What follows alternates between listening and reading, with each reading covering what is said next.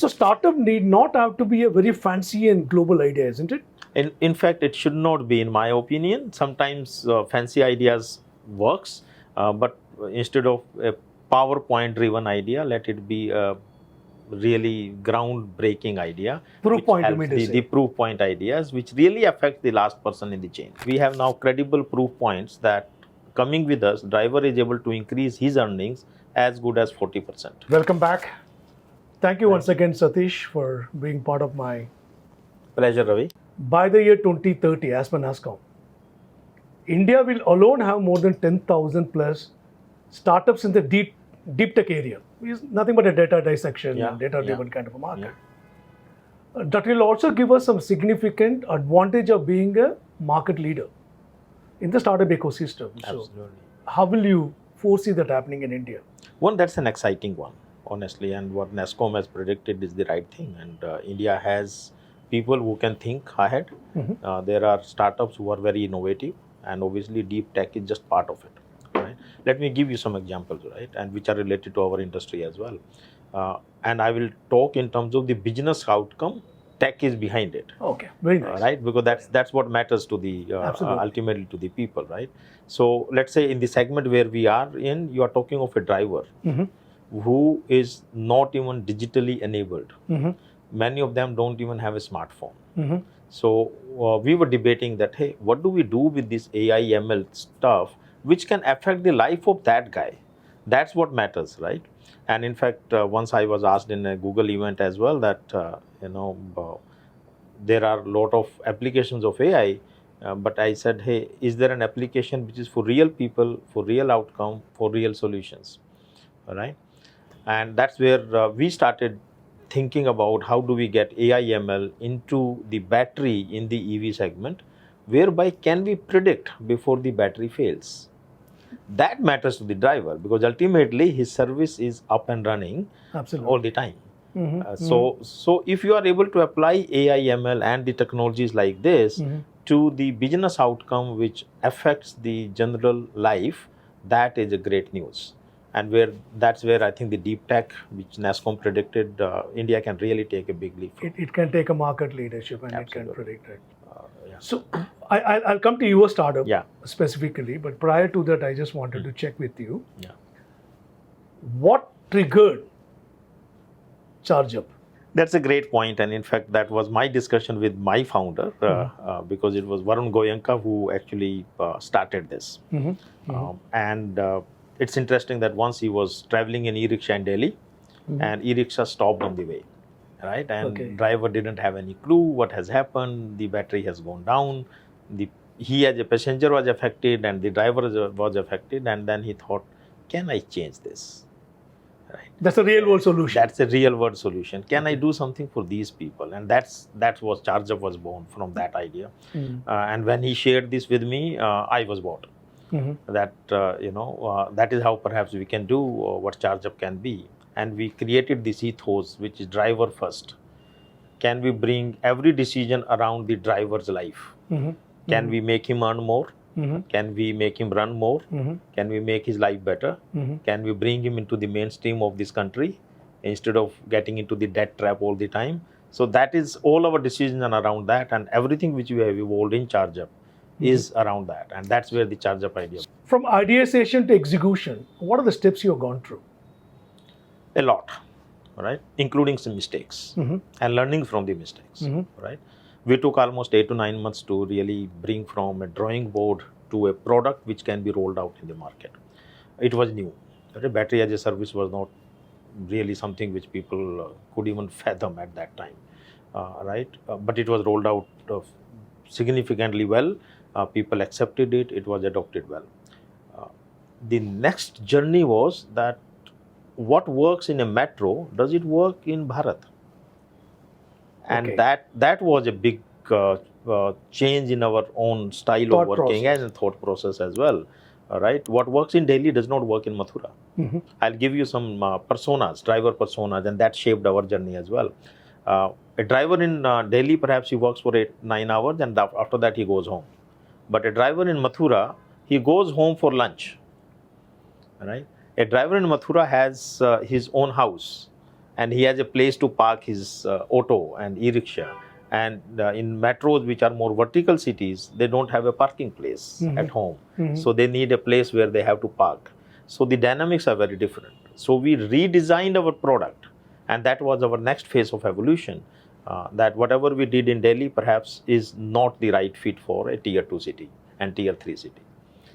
Interesting. That means it's important for a startup in its journey constantly keep on redrawing their ideas and rework in providing a real world solutions. Absolutely. After talking to the drivers, we talked to almost 1,000+ drivers just to understand what do they need, what makes their life simpler, right? Instead of designing it in a drawing board, we first designed it in the field that, hey, what do you need?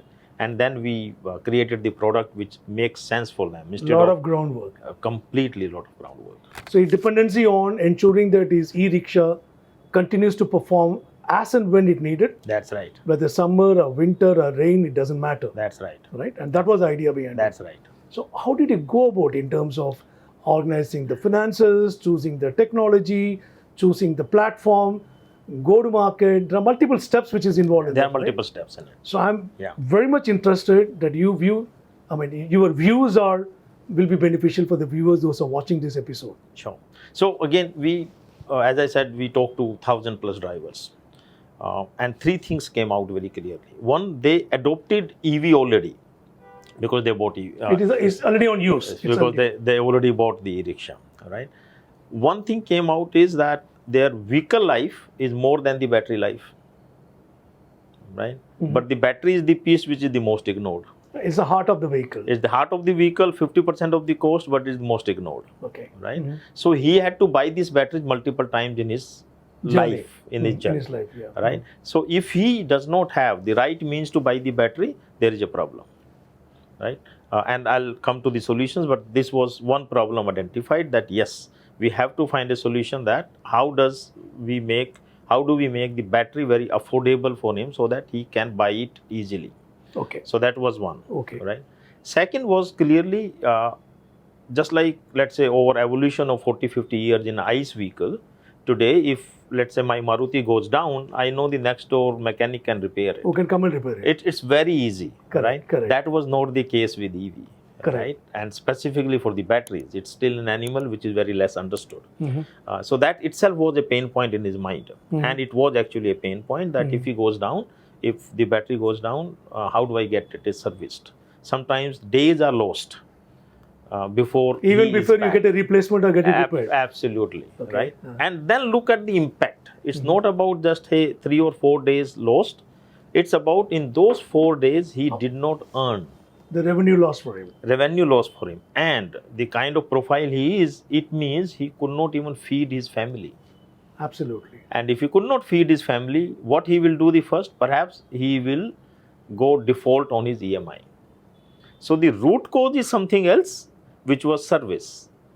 But the impact is perhaps his CIBIL score is impacted badly. Credit score. The credit score is impacted so badly that look at the chain of reaction. So chain of reaction, right? Okay. And hence it becomes even more expensive for him to even take a loan. So problem number 1, battery has to be managed well. Problem number 2, service has to be provided to him. Interesting. So, interesting. And how do we then stitch it with the tech was the whole solution around what we. Okay. So what exactly you did in solving these real world problems? So we very simple. Right? We brought in our tech, which goes pre-fitted into these batteries, right? So what it does, it almost converts an unsecure asset, which was the battery or the vehicle, into so there's an embedded monitoring system which is inbuilt into the battery. Into the battery, okay. Which is pre-fitted, and hence I can monitor this battery all the time, or the vehicle all the time. From a centralized location. From the centralized location. That's number 1. Number 2, in case there is a default, I can demobilize it. He can't do much about this battery. The battery will become like a tortoise, right? Correct, it won't. correct. You can't even do anything about it, right? So in that process, we have secured the asset which was unsecure. Interesting. And it means the NBFCs and banks now a bit more confident of giving the loan for this guy. So we have created a financing model this person which is much better than what it was before. So startup need not have to be a very fancy and global idea, isn't it? In fact, it should not be, in my opinion. Sometimes fancy ideas works, but instead of a PowerPoint-driven idea, let it be a really groundbreaking idea. Proof which point, you helps mean to the say. proof point ideas, which really affect the last person in the chain. Yeah. What was acceptance of the funding agencies which wanted to invest in your business? Fairly good. We are very happy to have investors, fairly good marquee investors on our cap table. And they really trusted us. The good part is we are able to prove the model. We are able to get a product in the market which is profitable for the driver, and above all, it's profitable even for the ecosystem.